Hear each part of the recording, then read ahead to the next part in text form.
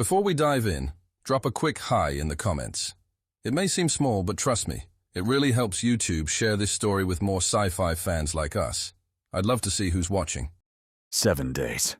That was all it took. Humanity lost the war, not in battle, at a table. The pen did not shake. It should have.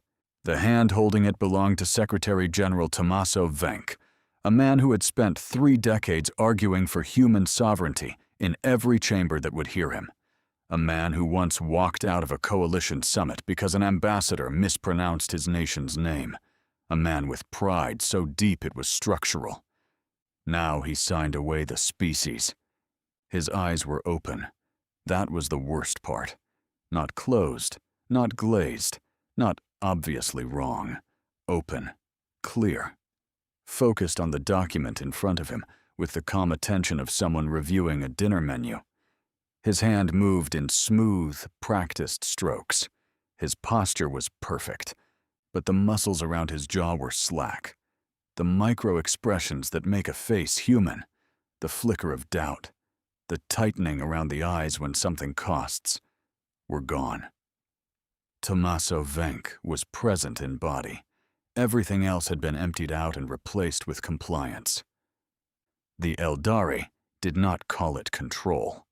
They called it alignment. 300 diplomatic representatives watched. They had all come to witness the end of humanity's war. The ceremony was held aboard the Valith Ascending, the Eldari diplomatic flagship, a vessel so large it generated its own tidal effects on nearby moons. Its interior was open, curved, white and pale gold, every surface shaped to carry thought. The walls amplified psychic projection. Standing inside was like standing inside a skull that was thinking at you.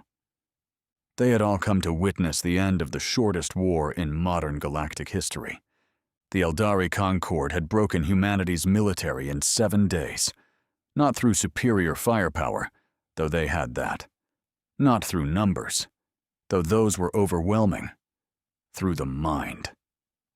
Eldari warships did not open with plasma volleys or kinetic bombardment. They opened with projection, waves of psychic force that passed through bulkheads and helmets and bone. At first it was small. Delays. Hesitation. Orders repeated. Then it spread. Crews lost track. Commands unraveled. Ships drifted out of formation and fired at the wrong targets. Or each other. By the 4th engagement, there was nothing left to coordinate. 7 days. Total collapse. Venk finished. He set the pen down and stepped back. Behind him, 6 other human leaders waited their turn. Admiral Goss, Minister Lendell, Director Brannick, Governor Orlan, Fleet Marshal Rudd, Secretary Aram, each one a name that had once meant resistance, each one walking to the table with the same frictionless calm, signing without hesitation, stepping back without expression. The documents were physical. The Eldari insisted on it. They believed in ceremony, in the tangible weight of defeat. Each clause was printed on a substrate that bonded with the signer's biometrics on contact. Irrevocable. Binding at the molecular level.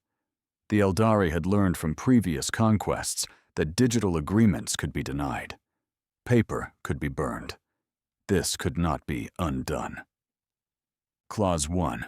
Total disarmament of all human military assets. Clause 2. Territorial concession of all off-world colonies. Clause 3. Dissolution of United Earth Command as a sovereign authority. Clause 4. Indefinite psychic monitoring of human leadership. Clause 5. Reclassification of humanity as a protectorate species under Eldari stewardship. 7 signatures. 7 empty faces. 7 pens set down without the slightest tremor. The gallery projected. The Eldari do not make sound to celebrate.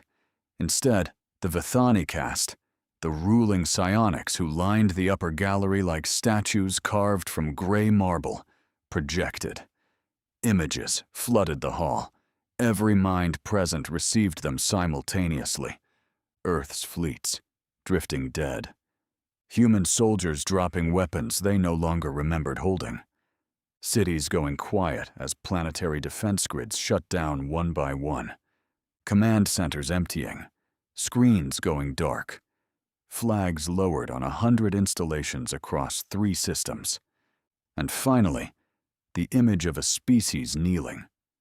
Not literal. Abstract. A psychic impression of submission so complete it felt like temperature. A coolness that settled in the chest and stayed there. The alien delegates absorbed it. The Torvesi clicked their arms in approval. The Chthon sat motionless, their translator membranes still. The Devasic watched with the hollow recognition of a species that remembered being on that stage. The Owen recorded. Humanity was corrected. At the far edge of the observation hall, behind the rows of seated diplomats, in the section reserved for monitored civilians, General Marin Dukovic stood with his hands clasped behind his back. He was 63, built like a load-bearing wall. His dress uniform had been taken from him 2 days after the surrender, replaced with gray civilian clothes that fit poorly on purpose. An Eldari compliance officer stood 4 meters to his left, close enough to project a suppression field if Dukovic showed signs of aggression. 2 more officers flanked the civilian section at measured intervals, their silver eyes scanning the small group of humans permitted to attend. Witnesses.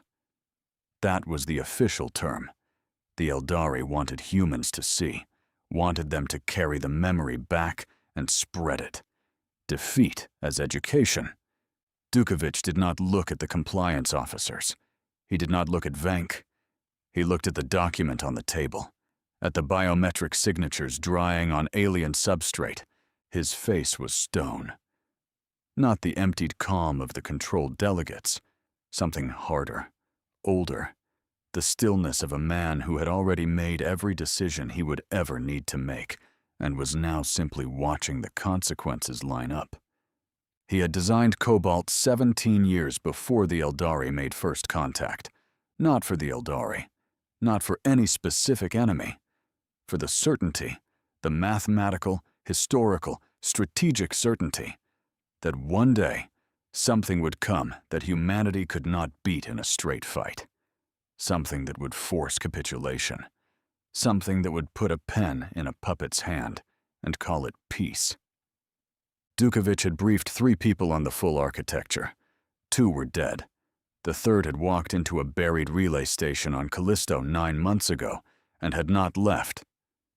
He watched the 7 signatures dry. He felt nothing. Because feeling was not the point. The point had been made 17 years ago, in a room with no windows, when a younger version of himself had written a single sentence on a whiteboard and underlined it twice. If we are ever made to kneel, the floor opens. Archon Seluvan. Ray descended the gallery steps with the unhurried grace of something that had never once considered the possibility of being wrong. He was tall. All Vithani were tall. His skin was the color of deep water, smooth and tight over a skeletal structure that curved where human bones went straight. His eyes were solid. No iris, no pupil, just fields of pale silver that reflected light like polished stone. He wore layered ceremonial wraps in white and gray, each layer denoting a rank in the caste structure that most alien species could not fully comprehend, and humanity had never been invited to learn. He stopped at the center of the hall. The human delegates stood in a row behind the signing table, motionless, awaiting dismissal. Seluvan did not look at them. He projected. Every mind in the hall received the image, a galaxy in motion, thousands of civilizations turning in the long spiral, and among them, a small, bright point, Earth, dimming, cooling, settling into the structure like a stone sinking into still water, peaceful, ordered, resolved.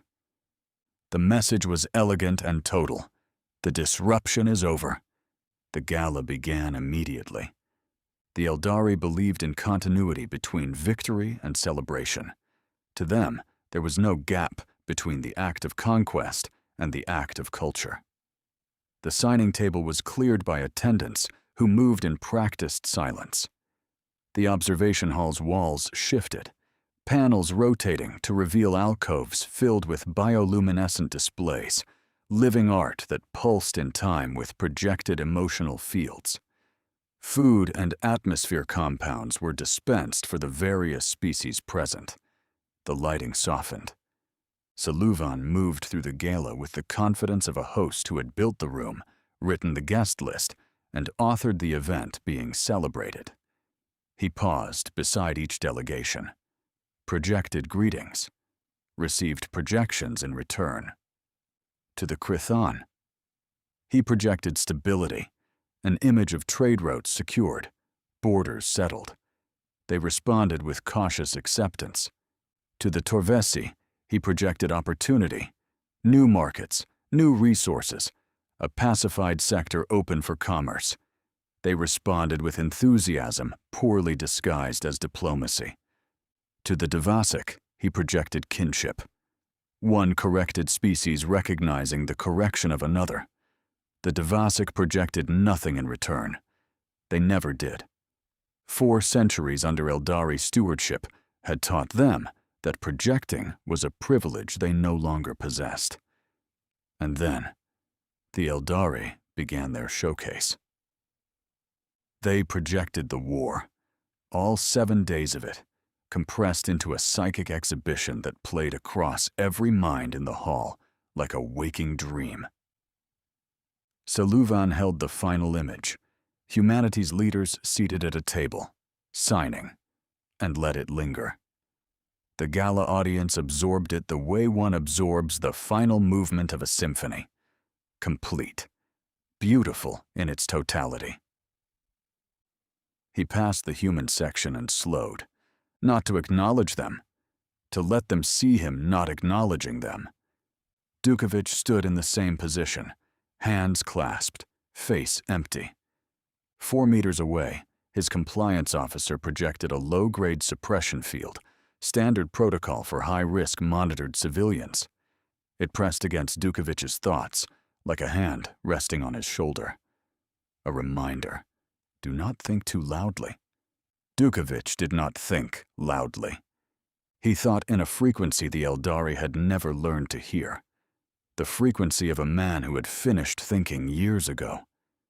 11 light minutes away, buried under 600 meters of ice on Callisto's northern hemisphere, Commander Ivo Halta sat in a chair that had not been manufactured by any military contractor on record. The room was small, 3 meters by 4. Concrete walls lined with signal-absorbing mesh, no windows. 1 door, blast-rated, sealed from the inside. A console built into the far wall, dark for the last 9 months. A cot, a water recycler. Nutrient packs stacked in a crate beneath the cot. The air was cold and tasted like recycled metal. Halta was 41, lean, calm in the way that comes from rehearsing a single moment until it becomes muscle memory. He had been sitting in this room for 9 months, waiting, not hoping, not dreading, waiting the way a circuit waits for current. The console woke up. A single line of text appeared on the black screen. Green characters, monospaced. Treaty ratification detected. Public broadcast confirmation. Cross-referencing disarmament clause. Cross-referencing territorial concession. Cross-referencing coercion markers. Halta read it. The system was not receiving a signal. It was reading public channels, news feeds, diplomatic broadcasts. The Eldari had transmitted the signing across every network in the sector, a display of dominance. COBALT saw it. The text scrolled.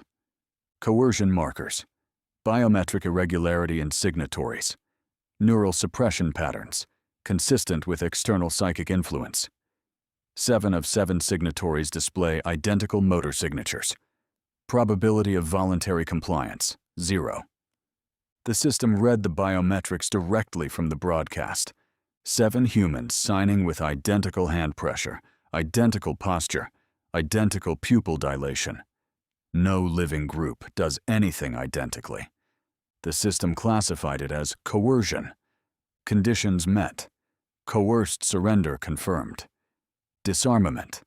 Clause active. Territorial concession confirmed. Authorization required. Standing order 7-7. Halta leaned forward. He entered 6 characters.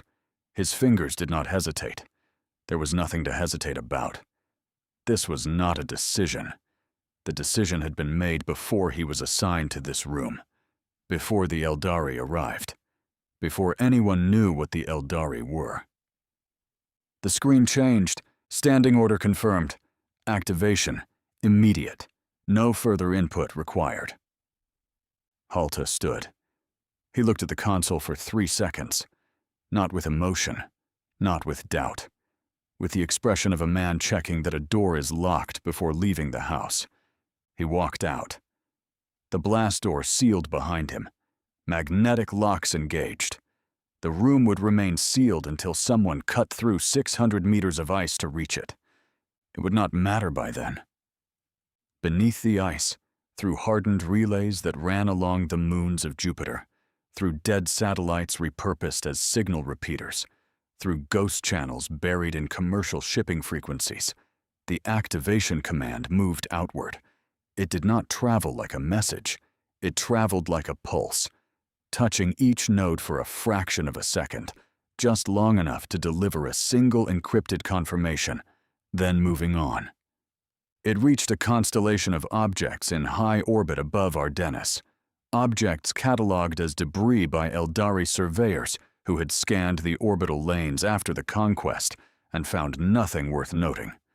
Twisted metal, spent fuel casings, the wreckage of a war fought and won, mass profiles that did not match their cataloged origins, irregular, noted, dismissed, no psychic signature, no intent, nothing that registered as a threat.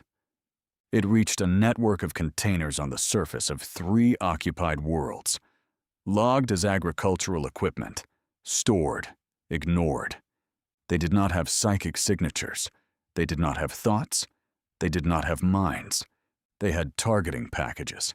It reached buried caches on dead moons, relay stations on abandoned platforms, dormant satellites in decaying orbits that, for the first time in years, corrected themselves, communication nodes existing in the gaps between frequencies the Eldari monitored.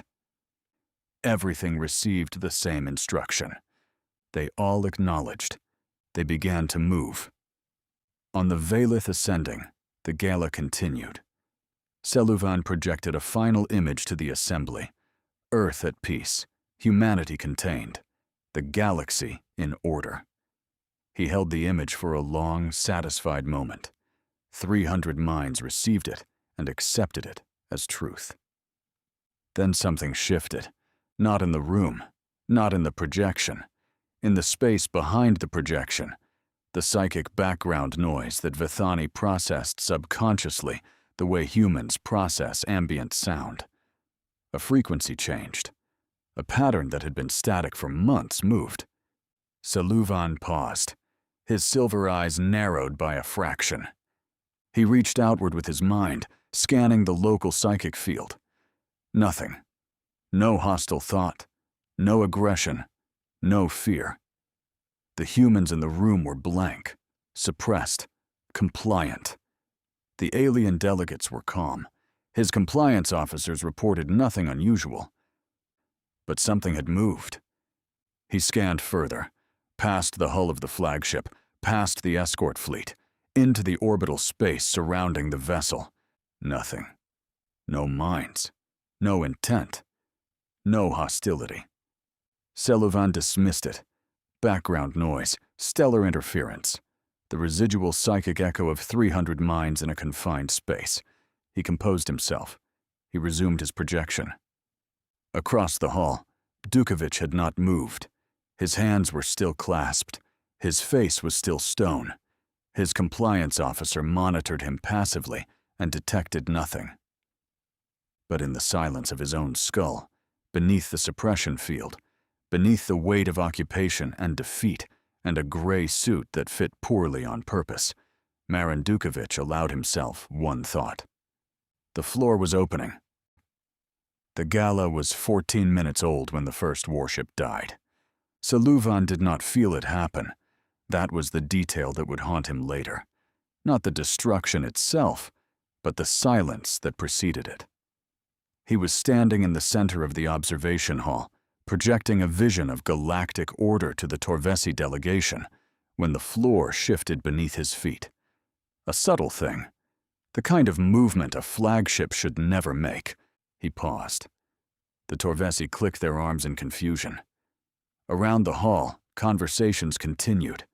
Bioluminescent displays pulsed. Drinks were consumed. The Krython ambassador was examining a piece of living art that responded to psychic proximity. The floor shifted again. Saluvan reached outward. He pushed his awareness past the hull, past the diplomatic escort ring, into the orbital space surrounding the Veilith ascending. He felt for minds, for intent, for the bright, hot signature of aggression that always preceded an attack. Nothing. The void was empty of thought, cold, mechanical. The escort fleet drifted in formation, 12 warships arranged in a ceremonial pattern that doubled as a defensive screen. Their crews were calm. Their captains were calm. Everything was calm. Then the Dranathi, a heavy cruiser on the outer ring, ceased to exist. There was no explosion in the traditional sense. Kinetic impactors do not explode. They arrive.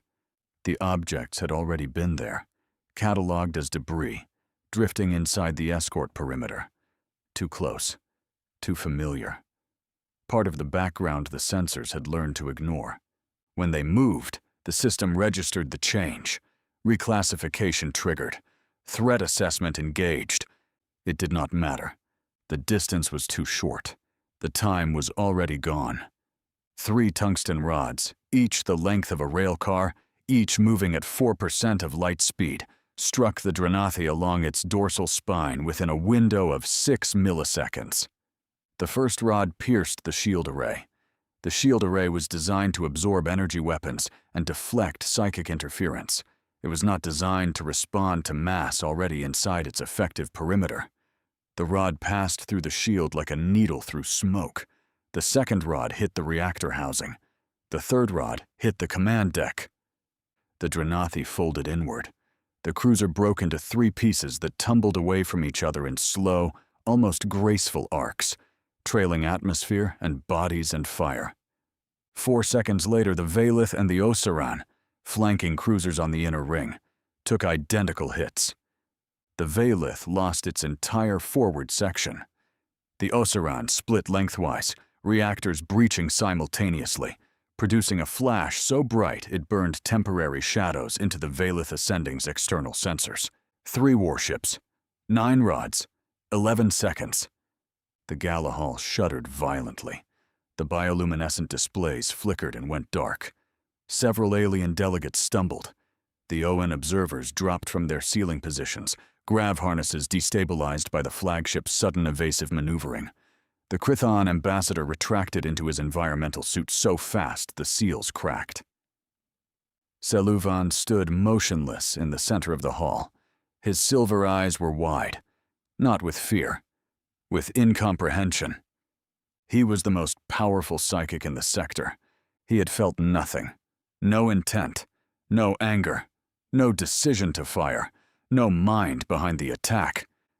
He reached out again, harder this time, pushing his awareness to its maximum range.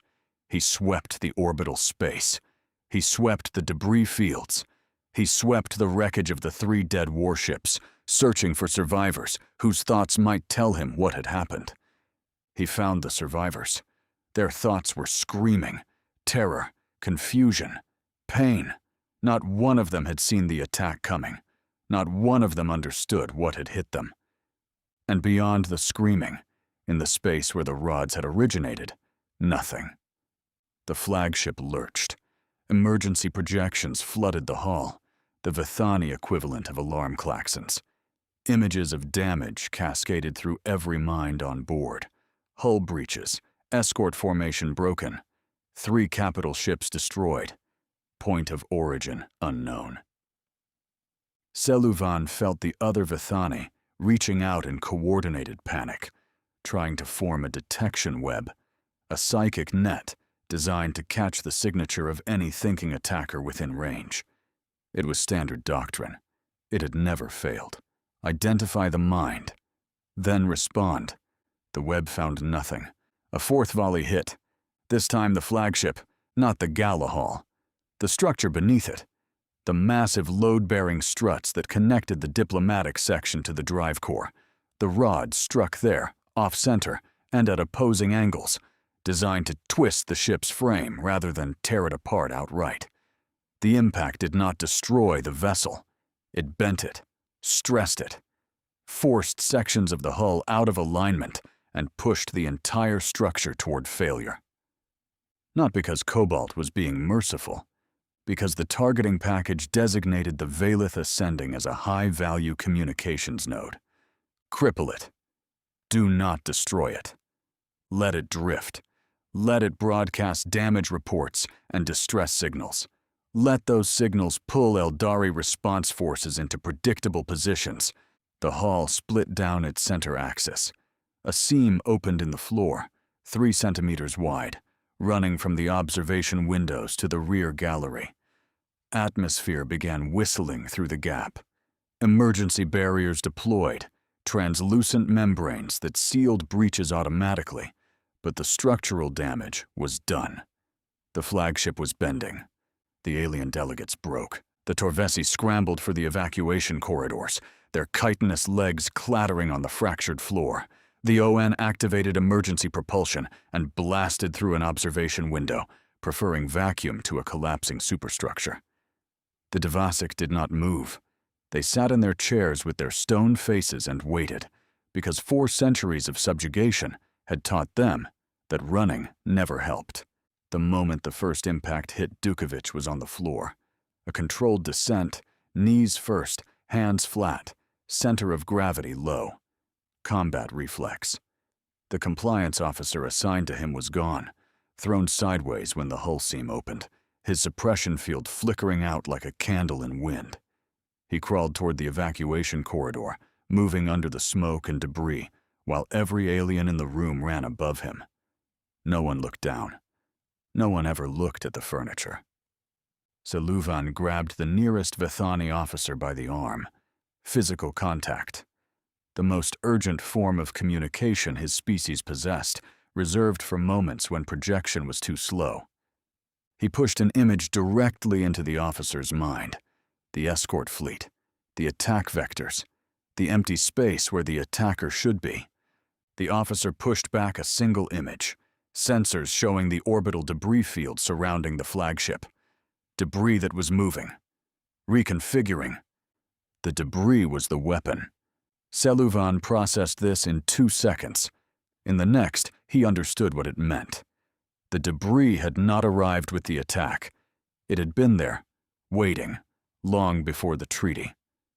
He moved toward the command evacuation corridor. The gala was over. On Ardennis, Sergeant Major Oral Brask was sitting on an overturned crate in a storage yard when the Eldari patrol stopped. He noticed it the way a man notices patterns when they are all he has left to watch. The patrol, at 36 minutes, stopped mid-route and went still. Their eyes, the same solid silver as all Eldari, went unfocused. Their heads tilted slightly upward and to the left, as if listening to something only they could hear. The next patrol, due at 40, never appeared. Brask had been a soldier for 22 years. He had fought the Eldari during the 7-Day War. He had watched his fire team leader forget how to breathe during a psychic suppression wave, and he had kept firing anyway because his hands remembered what his brain temporarily could not. He had surrendered with the rest. He had been demobilized, disarmed, relocated to Ardennis, and given a job in a storage yard as part of the treaty's population redistribution clause. He had also cached 3 firearms, 2 breaching charges, and a field medic kit inside a drainage pipe beneath the yard within days of arriving, not because anyone told him to, because he was the kind of man who buried guns the way some people kept emergency food supplies. Reflex. Habit. The bone-deep suspicion that peace imposed by someone else was not peace. Brask did not know what COBALT was. He did not know about killsats or drone swarms or buried relay stations on Callisto. He knew nothing about standing orders or dead-hand systems or the man who had built them. But he knew what a distracted enemy looked like. He stood up slowly. He walked to the drainage pipe.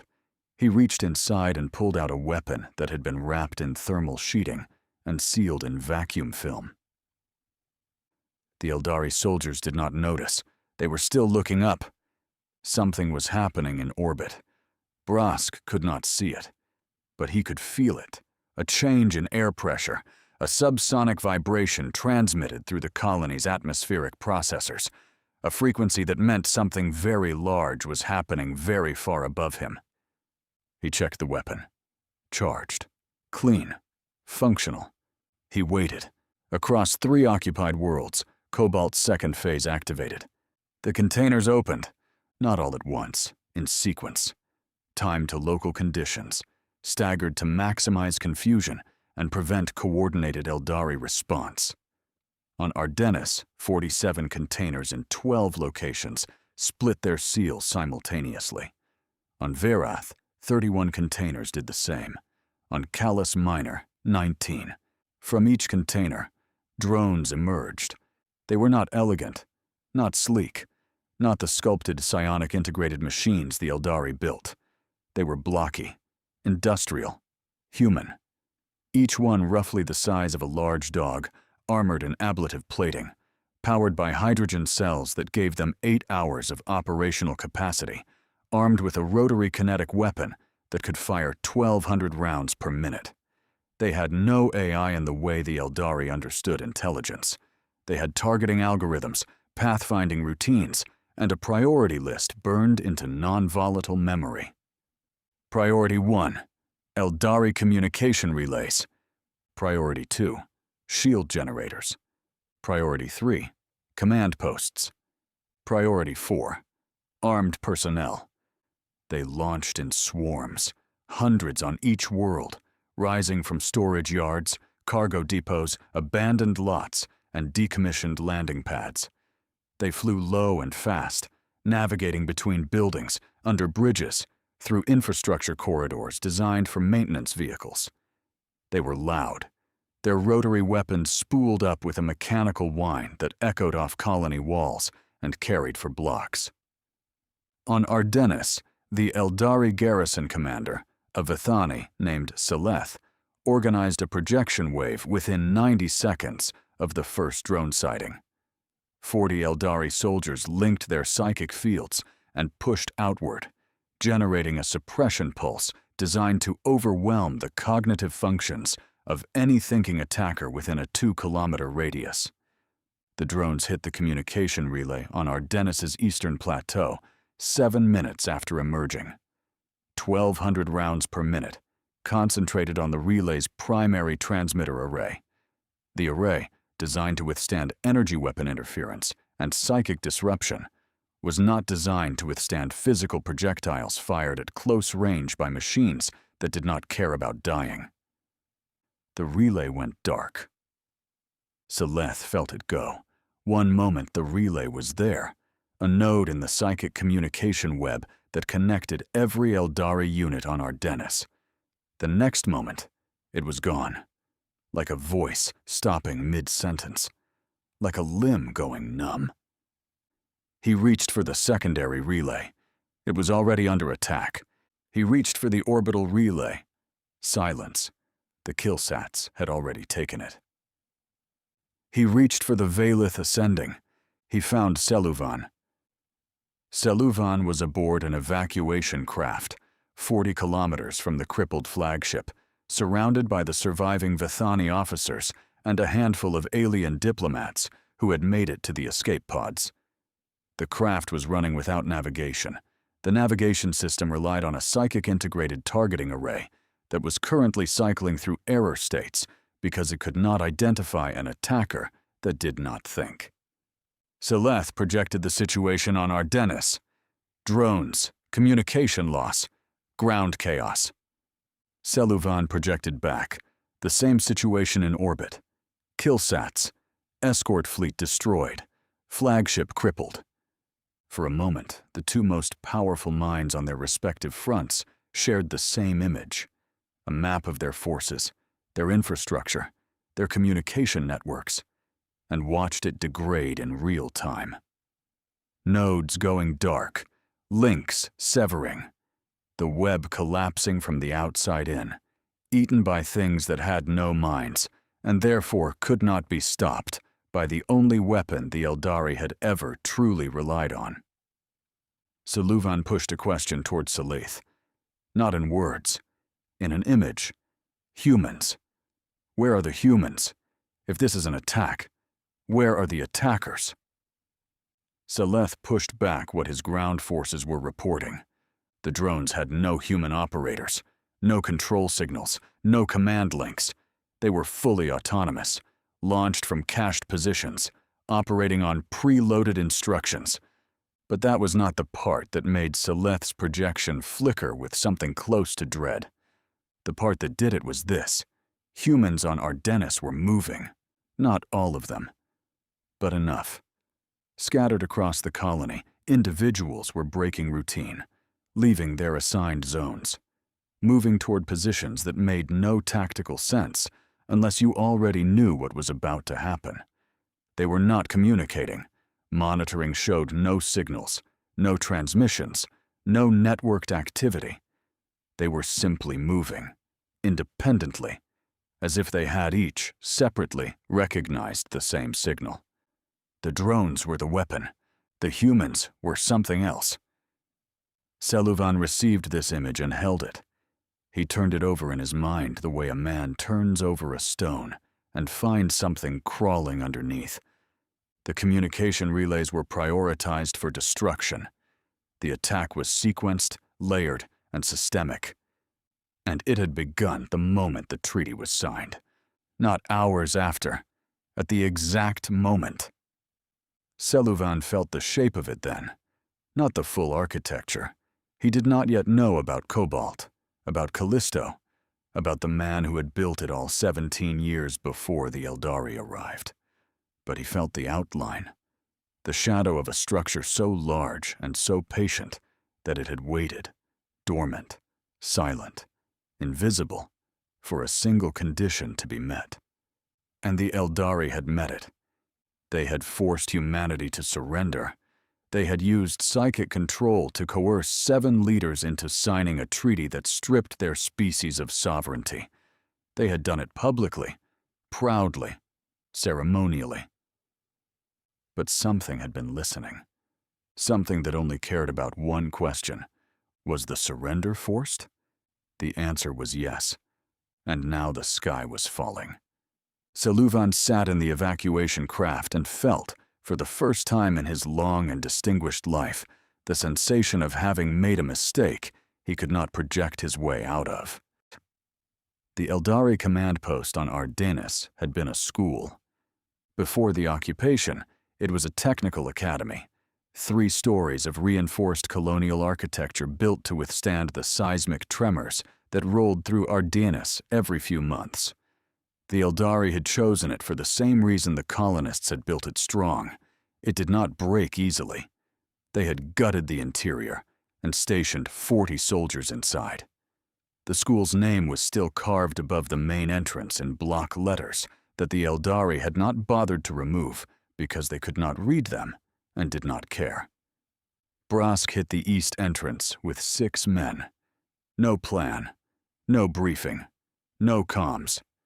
6 Grey Line veterans who had found each other in the chaos the way water finds cracks, flowing toward the lowest point, guided by nothing except gravity and the shape of the ground.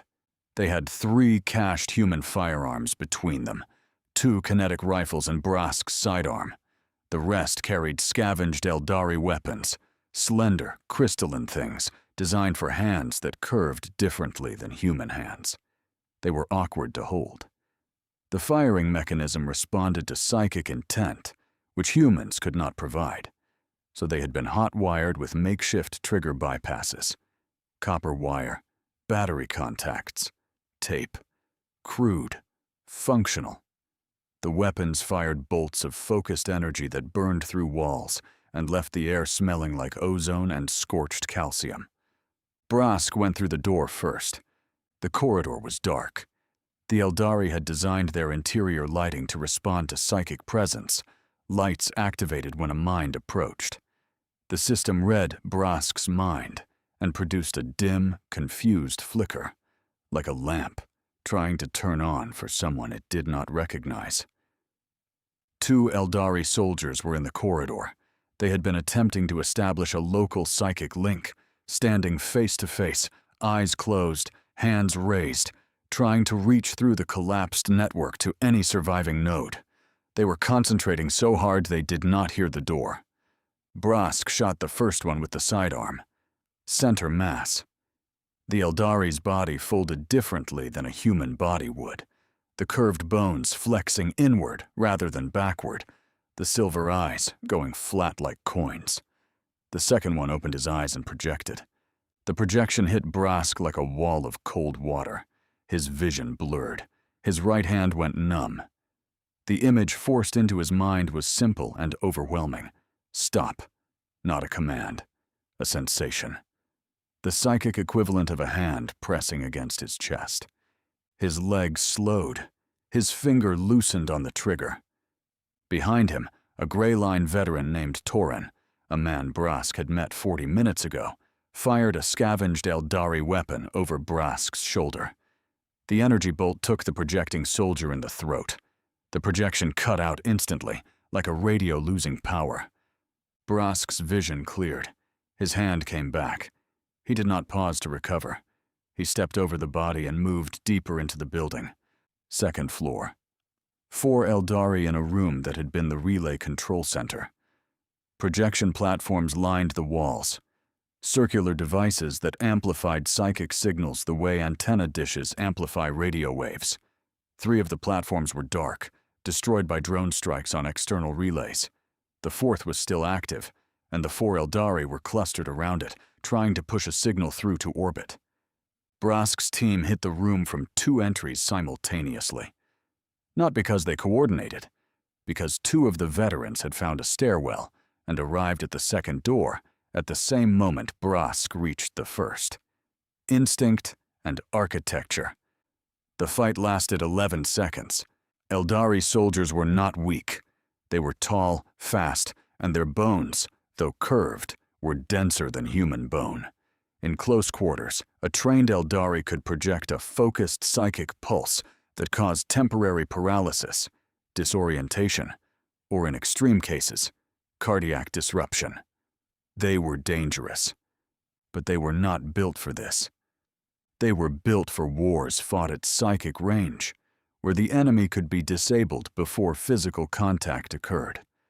They were built for conflicts where the attacker had a mind to read, intentions to predict, fears to exploit. Brask did not fight with his mind. He fought with his skeleton. An Eldari soldier projected a paralysis pulse at the veteran coming through the second door. The veteran's left side locked up. He fell against the doorframe.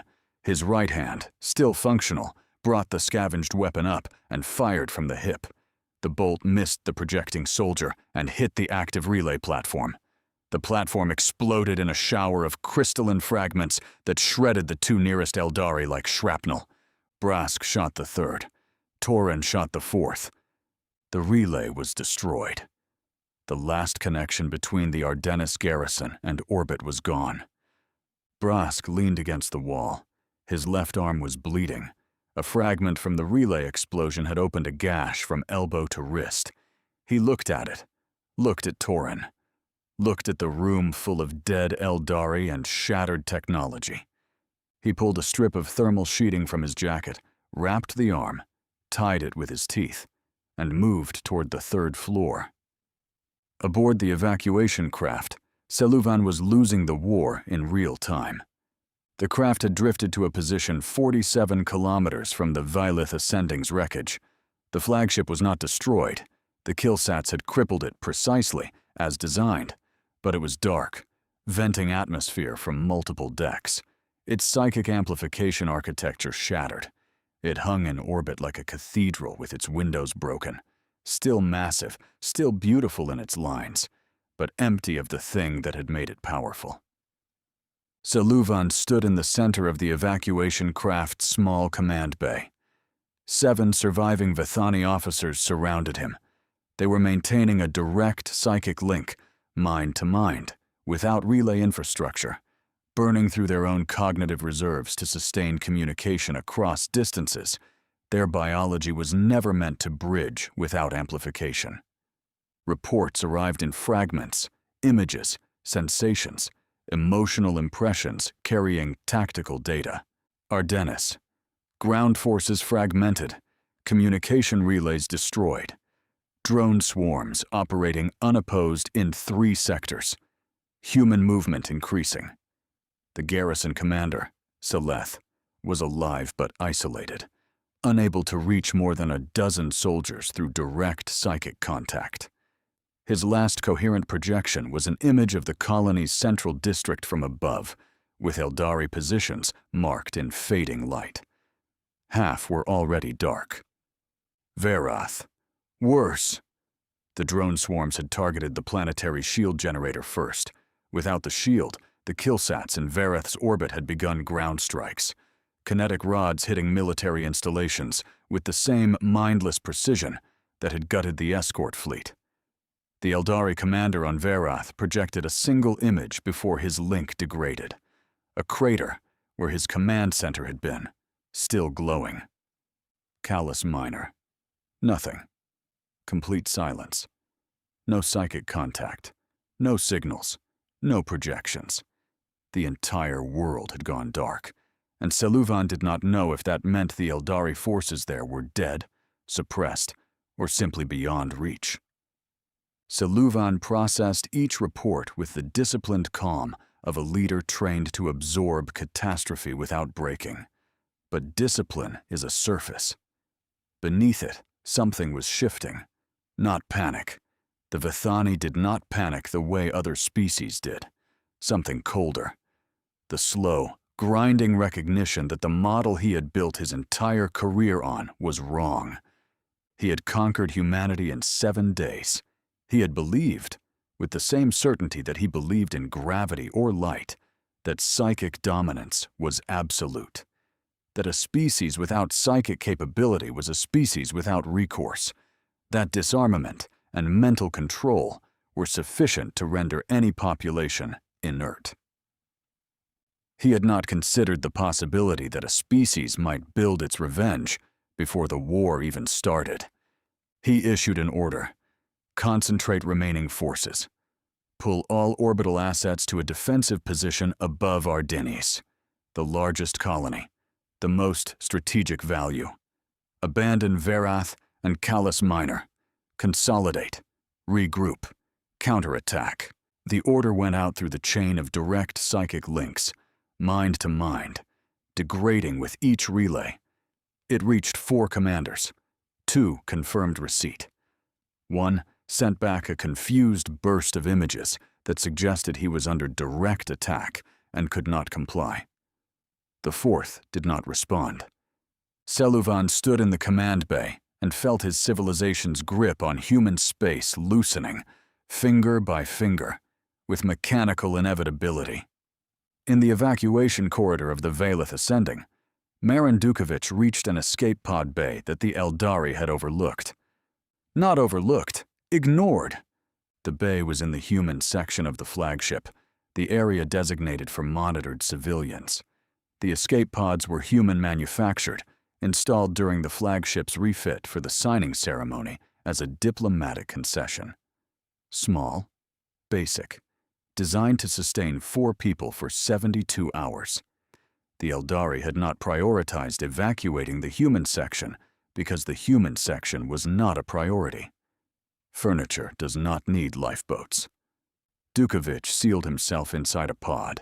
He did not launch. Not yet. Through the pod's narrow viewport, he could see the debris field that had been the escort fleet. Beyond it, the faint lights of the Killsat constellation, visible now only because they were maneuvering, adjusting orbits, repositioning for the next phase. He watched them move. 17 years. He had spent 17 years building a system he hoped would never activate. He had recruited Halta, knowing the man would spend months alone in a frozen room waiting for a signal that might never come. He had placed assets on worlds that humanity had not yet colonized, gambling that expansion would reach them before conflict did. He had written targeting packages for enemies he could not identify, using threat profiles so general they amounted to a single principle: if it controls us, break it. And now it was working. Not perfectly. COBALT was not designed for perfection. It was designed for damage, for disruption, for creating chaos so deep and so widespread that no occupying force could maintain control. It was a machine built to break machines, and it was doing exactly what it was built to do. He had created COBALT because he loved his species enough to plan for its worst day. He had built it knowing that its activation would mean that worst day had arrived. The machine was working. The worst day was here, and the killing was only beginning. He sat in the escape pod and watched the sky fall and felt the weight of being the man who had made the floor open. Then he launched the pod, not toward safety, toward Ardennis, toward the ground, toward whatever came next. On the surface of Ardennis, the ground war had spread beyond the command post. Brask's team, now 11, swelled by Grey Line veterans who appeared from side streets and storage facilities and basement shelters like groundwater rising through cracks, moved through the colony's central district. The Eldari garrison was disintegrating. Without communication relays, without orbital support, without the psychic network that had been the foundation of every tactical decision they had made since arriving, individual units were falling back on instinct. Eldari instinct was to project, to dominate the mental space, to force compliance through sheer psychic pressure against organized, armed humans who had been waiting for this moment without knowing they were waiting for it. Psychic pressure was not enough. A Vithani officer on the colony's western perimeter made a stand. He gathered 9 soldiers, formed a projection circle, and pushed outward with everything he had. The psychic wave rolled through 3 city blocks. Humans caught in its radius stumbled. Some dropped. One veteran fell to his knees and could not remember his name for 30 seconds. But the ones behind him kept coming. And the drones, 2 swarm units operating in the same sector, flew through the projection wave without slowing and hit the circle from above. The rotary weapons cut down 4 soldiers before the officer broke the formation and ran. He ran into Brask. Brask did not shoot him immediately. For a fraction of a second, they stood facing each other. The Eldari officer, tall and silver-eyed and radiating psychic terror, and the human sergeant major with a bleeding arm and a weapon he had dug out of a drainage pipe. The officer projected. One final desperate image pushed directly into Brask's mind with enough force to make his nose bleed. The image was a question. Why? Not a tactical question. Not a military question. A genuine, bewildered existential question from a being whose entire civilization was built on the certainty that psychic dominance was the final authority in the galaxy. Why are you still fighting? We ended this. We won. You signed. Brask did not have psychic ability. He could not project a response. He could not send back an image or an emotion or a concept. He answered with his weapon. The officer dropped. Brask stepped over him and kept moving. By the time the last Eldari communication node on Ardennis went dark, human forces, if they could be called forces, being nothing more than scattered veterans acting on instinct and cached weapons, controlled 6 of the colony's 9 districts. The Eldari garrison had pulled back to the administrative center, a fortified compound surrounded by walls that had been built to project authority, not withstand siege. The drones circled above. The veterans closed in below. The walls held for 2 hours. Then they did not. Aboard the evacuation craft, Seluvan received Seleth's final projection from Ardennis. It was an image, simple, unadorned, stripped of the elegant layering that Vithani communication usually carried. The image was the treaty, the physical document, the signatures, the biometric bonds. And beneath it, like a shadow, the shape of everything that had followed. The killsats, the drones, the ground war, the collapse. Seleth was showing Seluvan the connection, the cause and the effect, the document and the consequence. Seleth's projection carried a single emotional tone beneath the image, recognition. Then Seleth's signal went dark. Whether he was dead or simply beyond reach, Seluvan could not tell. Seluvan stood alone in the command bay. The other Vithani officers had exhausted themselves maintaining long-range links and sat slumped against the walls, their silver eyes dim, their minds burnt to the edges. The evacuation craft drifted in orbit above a battlefield that had been, hours earlier, the site of his greatest triumph.